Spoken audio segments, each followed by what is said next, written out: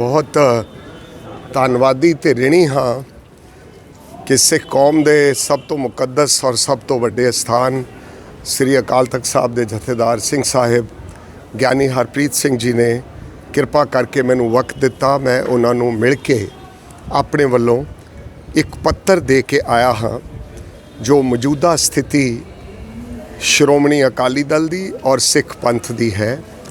और मैनू ये गल कहन लग्या बहुत निमाणे सिख वजों माण महसूस हो रहा है कि क्योंकि तख्त साहब रब की अदालत तो बाद सिख कौम लई और साडे लई सब तो वड्डा स्थान है। इस करके उन्होंने हुक्म किया कि एक अकाली वर्कर वजों और एक चुने हुए नुमाइंदे वजों जो कि अकाली दल के डेलीगेट वजों भर्ती होने तो बाद मैं एक डेलीगेट के रूप में भी चुनिया गया हाँ। मैं अपने सारे अहुदियां का अस्तीफा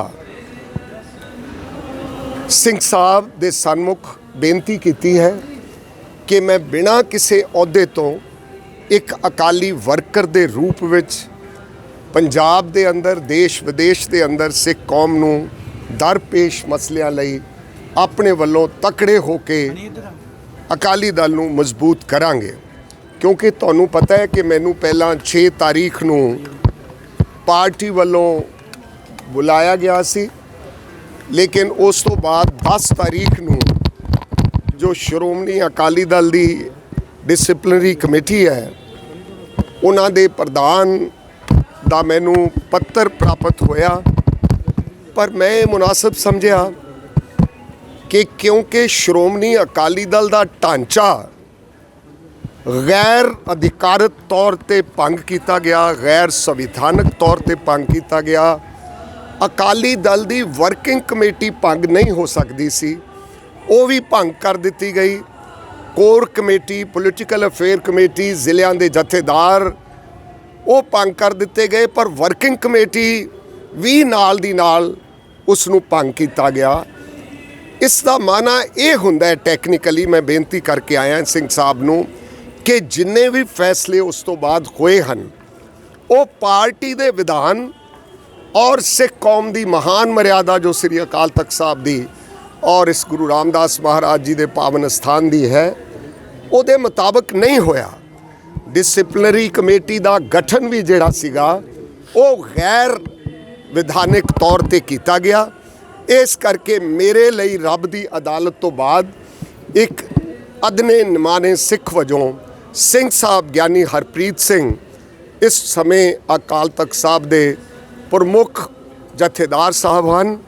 मैं उन्होंने उस पत्र विच ये भी बेनती की है कि अज तो बाद सारे अकाली दल नूं वर्करां नूं संगठित करके पंजाब दे जिहड़े 10 प्रमुख मुद्दे हैं जिन्हां विच सब तो उपर पार्टी ने 43 वरे पहला श्री आनंदपुर साहब का जिहड़ा मता लैके आए उस मते ते अमल ना होने करके पंजाब की खुद मुख्तियारी और पंजाब दियाँ सिख कौम दियाँ आकांक्षावां वो राजनीतिक तौर पर धार्मिक तौर पर वो पूरियां नहीं होईयां।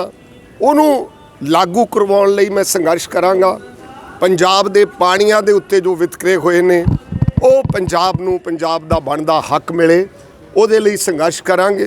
ते नाल दी नाल राजधानियां दा सभ्याचार दा सिख सिद्धांत ते जो सिंह साहब अपने वल्लों कह चुके हैं, बहुत वार उन्होंने कौम नूं इस गल लई वार्न कीता है कि सिख सिद्धांत ते विचारधारा ते जिहड़े गुज्जे हमले हो रहे हैं उन्हां बारे भी कौम नूं सुचेत करके तुसीं जाओ सारे पंजाब देश विच अकाली वर्कर दे रूप विच सारे अहुदियां नूं छड्ड के मैं उन्हां दे हुक्मां दी पालना करांगा और हमेशा, मैं रिपीट करदा हमेशा हमेशा अकाली दल दा एक सिपाही और एक वर्कर दे रूप विच मेरे पुरखियां दी पार्टी है।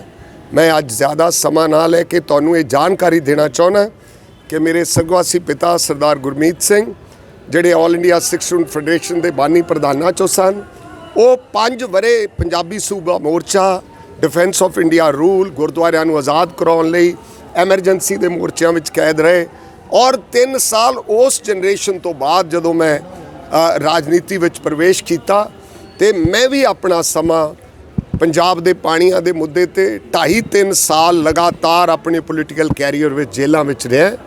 ਇਸ ਕਰਕੇ ਮੈਂ ਇਹ ਸ਼ਹੀਦਾਂ ਦੀ ਜਥੇਬੰਦੀ, ਸਾਡੇ ਪੁਰਖੇ ਸਾਡੀਆਂ ਜੜ੍ਹਾਂ ਆਵਾਜ਼ਾਂ ਮਾਰਦੀਆਂ ਕਿ ਜਿਹੜੇ ਲੋਕ ਇਹ ਕਹਿੰਦੇ ਸਨ ਕਿ 1920 ਵਿੱਚ ਅਕਾਲੀ ਦਲ ਬਣਿਆ ਤੇ 2022 ਵਿੱਚ ਜਾਂ 2020 ਵਿੱਚ ਇਹ ਖਤਮ ਹੋ ਜਾਏਗਾ, ਮੈਂ ਅੱਜ ਉਹਨਾਂ ਨੂੰ ਇਹ ਕਹਿਣਾ ਚਾਹੁੰਦਾ ਕਿ ਲੱਖਾਂ ਦੀ ਤਾਦਾਦ ਵਿੱਚ, ਕਰੋੜਾਂ ਦੀ ਤਾਦਾਦ ਵਿੱਚ ਸ਼੍ਰੋਮਣੀ ਅਕਾਲੀ ਦਲ ਨੂੰ ਖੇਤਰੀ ਪਾਰਟੀ ਵਜੋਂ ਲੋਕ ਤਕੜਿਆ ਹੋਣਾ ਦੇਖਣਾ ਚਾਹੁੰਦੇ ਹੈ।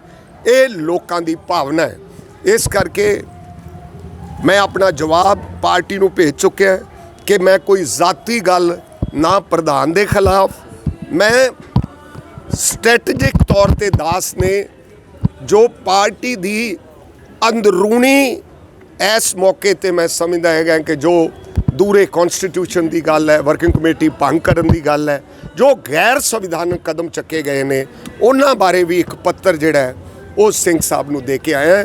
ਮੈਂ ਉਹਨਾਂ ਦਾ ਬਹੁਤ ਧੰਨਵਾਦੀ ਹਾਂ ਕਿ ਜਿਸ ਪ੍ਰਕਾਰ ਉਹਨਾਂ ਨੇ ਇਸ ਸਥਾਨ ਤੇ ਆਉਣ ਤੇ ਮੇਰਾ ਇੱਕ ਨਿਮਾਣੇ ਸਿੱਖ ਦਾ, ਜਿਹਦੇ ਵਿਰੁੱਧ ਬਹੁਤ ਕੂੜ ਪ੍ਰਚਾਰ ਕੁਝ ਸ਼ਕਤੀਆਂ ਵੱਲੋਂ ਕੀਤਾ ਜਾ ਰਿਹਾ ਹੈ ਔਰ ਚਹੇਤਿਆਂ ਵੱਲੋਂ ਕੀਤਾ ਜਾ ਰਿਹਾ ਹੈ, ਜਿਹੜੇ ਖੁਦ ਕਰੋੜਾਂ ਅਰਬਾਂ ਦੇ ਭ੍ਰਿਸ਼ਟ ਤਰੀਕਿਆਂ ਦੇ ਨਾਲ ਪੰਜਾਬ ਦੀ ਰਾਜਨੀਤੀ ਵਿੱਚ ਵਿਚਰੇ ਹੈ, ਉਹਨਾਂ ਵੱਲੋਂ ਪ੍ਰਚਾਰ ਕਰਾਇਆ ਜਾ ਰਿਹਾ। ਮੈਂ ਉਹਨਾਂ ਨੂੰ ਬੇਨਤੀ ਕੀਤੀ ਹੈ ਕਿ ਮੈਂ ਕੇਵਲ ਤੇ ਕੇਵਲ ਅਕਾਲੀ ਦਲ ਦੀ ਏਕਤਾ, ਇੱਕ ਮੁੱਠਤਾ ਲਈ ਕੰਮ ਕਰਾਂਗਾ। ਹਾਂ, ਇਹ ਮੈਂ ਕਹਿਣਾ ਚਾਹੁੰਦਾ ਕਿ 75% ਜਿਨ੍ਹਾਂ ਨਾਵਾਂ ਦਾ ਐਲਾਨ ਕੀਤਾ ਗਿਆ ਉਹ ਅਕਾਲੀ ਦਲ ਦੀ ਏਕਤਾ ਦੇ ਹਾਮੀ ਹਨ।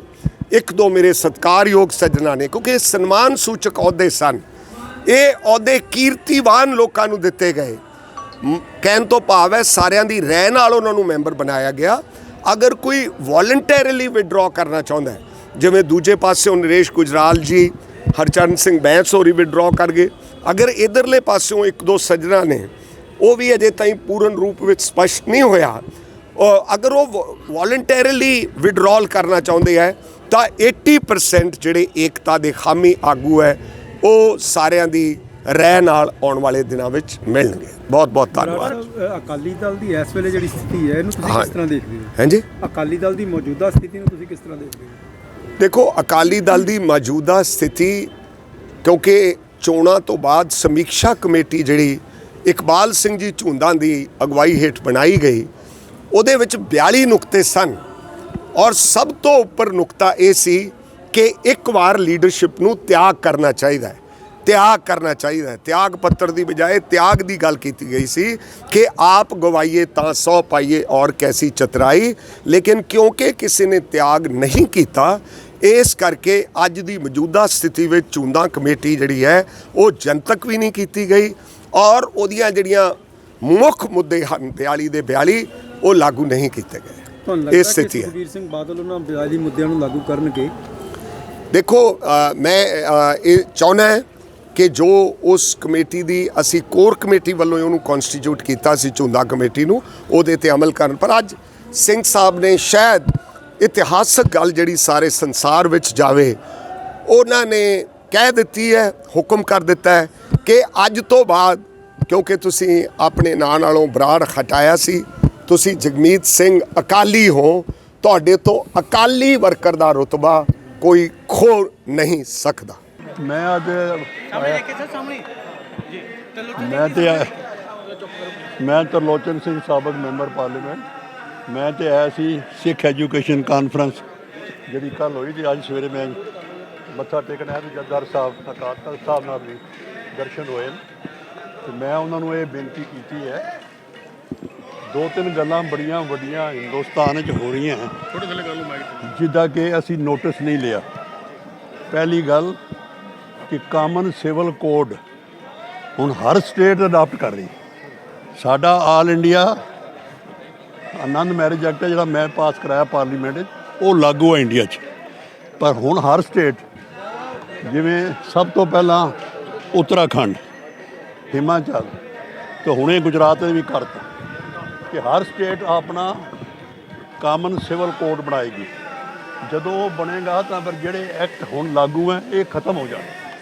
ਸੋ ਮੈਂ ਬੇਨਤੀ ਕੀਤੀ ਕਿ ਜਦੋਂ ਹਰ ਸਟੇਟ ਵਿੱਚ ਬਣ ਰਿਹਾ ਹੈ, ਸਿੱਖਾਂ ਦਾ ਕੀ ਵਿਊ ਪੁਆਇੰਟ ਹੈ, ਇਹ ਜਥੇਦਾਰ ਸਾਹਿਬ ਇਸ ਬਾਰੇ ਸ਼੍ਰੋਮਣੀ ਕਮੇਟੀ ਨਾਲ ਕਰਕੇ ਤੁਰੰਤ ਦੱਸਣ, ਵਰਨਾ ਸਟੇਟਾਂ ਦੇ ਸਿੱਖਾਂ ਨੂੰ ਪਤਾ ਹੀ ਨਹੀਂ ਕਿ ਉਹ ਆਪਣੀ ਰਾਏ ਕੀ ਦੇਣ। ਥੋੜਾ ਜਿਹਾ ਰਹਿ ਗਿਆ 2 ਇੰਚ ਹੋਰ ਤਾਂ ਕਰ ਲਓ। ਤੇ ਦੂਸਰਾ ਬੜਾ ਵੱਡਾ ਇਸ਼ੂ ਹੈ ਸਾਡੇ ਸਾਹਮਣੇ ਕਿ ਆਲ ਇੰਡੀਆ ਮਿਨਾਰਟੀ ਐਕਟ ਵਿੱਚ ਜਿਹੜਾ 1996 ਹੈ, ਉਹਦੇ 'ਚ ਸਿੱਖ ਮਿਨਾਰਟੀ ਡਿਕਲੇਅਰਡ ਹੈ ਆਲ ਓਵਰ ਇੰਡੀਆ। ਮੈਂ ਚੇਅਰਮੈਨ ਰਿਹਾ ਇਸੇ ਕਰਕੇ ਕਿ ਮੈਂ ਮਿਨਾਰਟੀ ਹਾਂ ਤਾਂ ਆਲ ਇੰਡੀਆ ਮਿਨਾਰਟੀ ਕਮਿਸ਼ਨ ਦਾ ਚੇਅਰਮੈਨ। ਭਾਰਤ ਸਰਕਾਰ ਵਿੱਚ ਪਟੀਸ਼ਨ ਲੱਗੀ ਹੈ ਸੁਪਰੀਮ ਕੋਰਟ 'ਚ, ਜਿਹੜਾ ਫੈਸਲਾ ਹੋਣ ਵਾਲਾ ਹੈ ਉਸ ਮੁਤਾਬਕ ਭਾਰਤ ਸਰਕਾਰ ਨੇ ਵੀ ਰਾਏ ਦੇ ਦਿੱਤੀ ਹੈ ਕਿ ਆਲ ਇੰਡੀਆ ਮਿਨਾਰਟੀ ਸਟੇਟਸ ਖਤਮ ਹੋ ਜਾਏਗਾ ਤੇ ਹਰ ਸਟੇਟ ਨੂੰ ਸਟੇਟ ਵਾਈਜ਼ ਮਿਨਾਰਟੀ ਹੋਏਗਾ। ਜੇ ਹਰ ਸਟੇਟ ਇੱਦਾਂ ਹੋਇਆ ਤਾਂ ਪੰਜਾਬ ਵਿੱਚ ਸਿੱਖ ਮੈਜੋਰਟੀ ਡਿਕਲੇਅਰ ਹੋਏਗਾ ਤੇ ਬਾਕੀ ਨਾਨ ਸਿੱਖ ਜਿਹੜੀ ਕਮਿਊਨਿਟੀ ਹੈ ਉਹ ਮਿਨਾਰਟੀ ਹੋ ਜਾਏਗੀ। ਉਹਦਾ ਐਡਾ ਵੱਡਾ ਨੁਕਸਾਨ ਹੋਣਾ ਸਾਨੂੰ ਕਿ ਸਾਡੇ ਮੈਡੀਕਲ ਕਾਲਜ, ਇੰਜੀਨੀਅਰਿੰਗ ਕਾਲਜ ਜਿੱਥੇ ਸਾਨੂੰ 50% ਸੀਟਾਂ ਰਿਜ਼ਰਵ ਹਨ ਉਹ ਖਤਮ ਹੋ ਜਾਣਗੀਆਂ। ਸੋ ਇਹ ਐਡਾ ਵੱਡਾ ਇਸ਼ੂ ਹੈ ਜਿਸ ਬਾਰੇ ਸ਼੍ਰੋਮਣੀ ਕਮੇਟੀ ਨੂੰ ਮੈਂ ਬੇਨਤੀ ਕੀਤੀ ਹੈ ਕਿ ਉਹ ਪਾਰਟੀ ਬਣੇ ਸੁਪਰੀਮ ਕੋਰਟ ਵਿੱਚ ਔਰ ਚੀਫ ਖਾਲਸਾ ਦੀਵਾਨ ਵੀ ਬਣੇ ਤਾਂ ਕਿ ਉਹ ਉੱਥੇ ਜਾ ਕੇ ਆਪਣਾ ਵਿਊ ਪੁਆਇੰਟ ਦਿਓ ਕਿ ਸਾਡਾ ਨੁਕਸਾਨ ਹੋ ਰਿਹਾ, ਸਾਨੂੰ ਰੋਕੋ। ਔਰ ਤੀਸਰਾ ਮੈਂ ਕਿਹਾ ਕਿ ਇਸ ਵੇਲੇ ਸਾਡਾ ਕੋਈ ਬੈਂਕ ਨਹੀਂ, ਪੰਜਾਬ ਸਿੰਧ ਬੈਂਕ ਖਤਮ ਹੋ ਚੁੱਕਾ ਹੈ, ਉਹ ਗਵਰਨਮੈਂਟ ਬੈਂਕ ਹੈ। ਤੇ ਕਿਉਂ ਨਾ ਸਿੰਘ ਸਾਹਿਬ ਸ਼੍ਰੋਮਣੀ ਕਮੇਟੀ ਚੀਫ ਖਾਲਸਾ ਦੀਵਾਨ ਇਕੱਠੇ ਹੋ ਕੇ ਭਾਰਤ ਸਰਕਾਰ ਜਿਹੜੇ ਬੈਂਕ ਹੁਣ ਡੀਨੈਸ਼ਨਲਾਈਜ਼ ਕਰ ਰਹੀ ਹੈ ਉਹਨਾਂ 'ਚੋਂ ਇੱਕ ਬੈਂਕ ਅਡਾਪਟ ਕਰੋ ਤੇ ਆਪਣਾ ਬੈਂਕ ਇੱਕ ਲੈਣ ਲਈ ਕਮੇਟੀ ਬਣਾਓ। ਔਰ ਜਿਹੜੇ ਚੇਅਰਮੈਨ ਬੈਠੇ ਆ ਸਾਡੇ ਇੰਡੀਆ 'ਚ ਸਿੱਖਾਂ ਦੇ ਜਿਹੜੇ ਬੈਂਕਾਂ ਦੇ ਚੇਅਰਮੈਨ, ਉਹਨਾਂ ਦੀ ਕਮੇਟੀ ਬਣਾਓ, ਉਹ ਤੁਹਾਨੂੰ ਰਾਏ ਦੇਣ।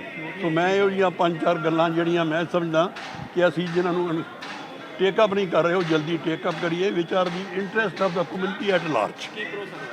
ਜਥੇਦਾਰ ਸਾਹਿਬ ਨੇ ਉਸੇ ਵੇਲੇ ਮੇਰੇ ਸਾਹਮਣੇ ਸ਼੍ਰੋਮਣੀ ਕਮੇਟੀ ਨੂੰ ਚੀਫ ਕਾਰਜਕਾਰਨ ਨੂੰ ਹਦਾਇਤਾਂ ਕੀਤੀਆਂ ਔਰ ਉਹਦੇ ਬਾਰੇ ਆਪਣਾ ਗੁਰਮੀਤ ਸਿੰਘ ਜਿਹੜਾ ਸੈਕਟਰੀ ਉਹਨੂੰ ਆਰਡਰ ਡਿਊਟੀ ਲਾਈ ਹੈ ਕਿ ਸਾਰਾ ਇਹ ਐਕਸ਼ਨ ਲੈ ਜਾਣਗੇ। ਮੈਂ ਉਸ 'ਤੇ ਬੜਾ ਸੈਟਿਸਫਾਈਡ ਜਾ ਰਿਹਾ ਕਿ ਜਥੇਦਾਰ ਸਾਹਿਬ has taken proper notice and initiative. Sikh ਮਸਲਿਆਂ ਦੇ ਉੱਤੇ ਸਿੱਖ ਲੀਡਰਸ਼ਿਪ ਕਦੀ ਵੀ ਗੰਭੀਰ ਨਹੀਂ ਹੋਈ। ਦੇਖੋ ਸਿੱਖ ਯਾਰ ਮਾਈਕ ਸਾਹਿਬ ਨਾਲ ਥੱਲੇ ਲਾਇਆ ਕਰੋ, ਮੈਂ ਤੁਹਾਨੂੰ ਦੱਸਾਂ ਉਹ ਤਾਂ ਗਾਣਾ ਕਰਿਆ ਕਰੋ ਮਾਈਕ। ਦੇਖੋ ਜਿਹੜਾ ਸਿੱਖ ਇਸ਼ੂਜ਼ ਹੈ ਉਹ ਇਸ ਵੇਲੇ ਖਿਲਾਰ ਪਿਆ, ਉਹਨਾਂ ਦੀ ਪ੍ਰੋਪਰ ਚੈਨਲਾਈਜ਼ਿੰਗ ਕਿਵੇਂ ਹੋਵੇ ਇਹ ਬੜਾ ਵੱਡਾ ਇਸ਼ੂ ਹੈ।